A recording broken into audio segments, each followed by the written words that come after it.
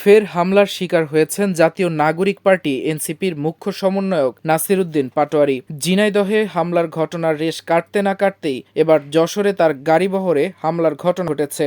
বুধবার দুপুরে বেনাপোল বাজার এলাকায় এই হামলার ঘটনা ঘটে বলে জানা গেছে। এতে দলের অন্তত 4 জন নেতাকর্মী আহত হয়েছেন। সেখান থেকে ফেরার পথে আমাদের গাড়িবহরে হামলা হয়।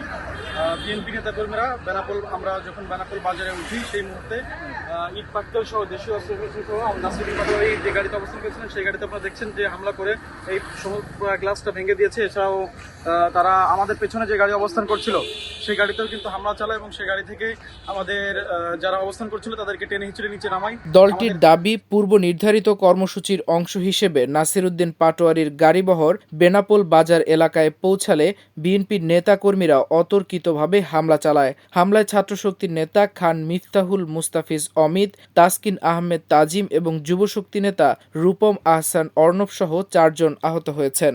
আমাদের ছাত্রশক্তি যশোর জেলার প্রেসিডেন্ট খান মিফতাহুল মুস্তাফিজ অমিত তাকে কিন্তু গাড়ি থেকে এক ধরনের নামিয়ে মারপিট করে এবং তাসকিন আহমেদ তাজিম তারা কিন্তু আহত হয় সে সময়।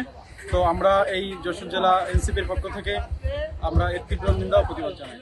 তবে হামলার সময় গাড়িতে থাকা এনসিপির মুখ্য সমন্বয়ক নাসির উদ্দিন পাটোয়ারি, যুগ্ম সদস্য সচিব ফরিদুল হক এবং দলের অন্যান্য শীর্ষ নেতারা নিরাপদে রয়েছেন বলে নিশ্চিত করেছে দলটি। যদিও আহতদের বর্তমান শারীরিক অবস্থা সম্পর্কে বিস্তারিত কোনো তথ্য এখনো প্রকাশ করা হয়নি। বিএনপিকে জামাত এটা দেখার প্রয়োজন নাই, আমাদের একটাই দল, সেটা হলো আমরা সবাই মিলে।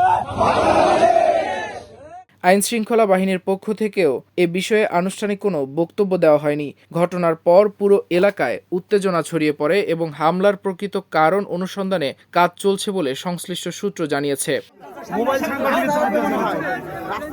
এটি নাসির উদ্দিন পাটোয়ারির উপর সাম্প্রতিক সময়ে প্রথম হামলা নয়। এর আগে গত 22 মে ঝিনাইদহে একটি কর্মসূচিতে অংশ নিতে গিয়ে হামলার শিকার হন তিনি। সে সময় তার উপর ডিম নিক্ষেপ করা হয় এবং পরে পরিস্থিতি সংঘর্ষের রূপ নেয়।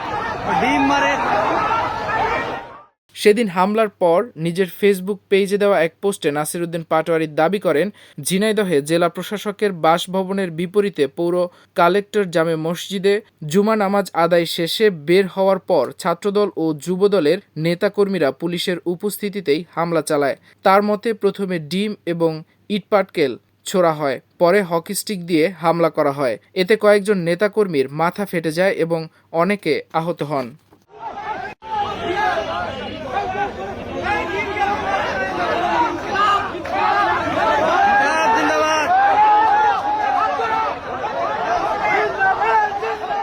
তখন নাসির উদ্দিন পাটোয়ারি আরও অভিযোগ করেন, হামলাকারীরা মোবাইল ফোন, ক্যামেরা ও মানিব্যাগ ছিনিয়ে নেয়, এমনকি তাকে লক্ষ্য করে কিল ঘুষি মারা হয় বলে তিনি দাবি করেন।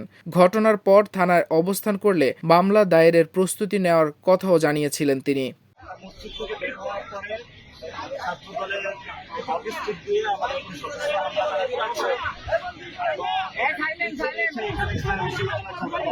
মাল্টিমিডিয়া ডেস্ক, আমার দেশ।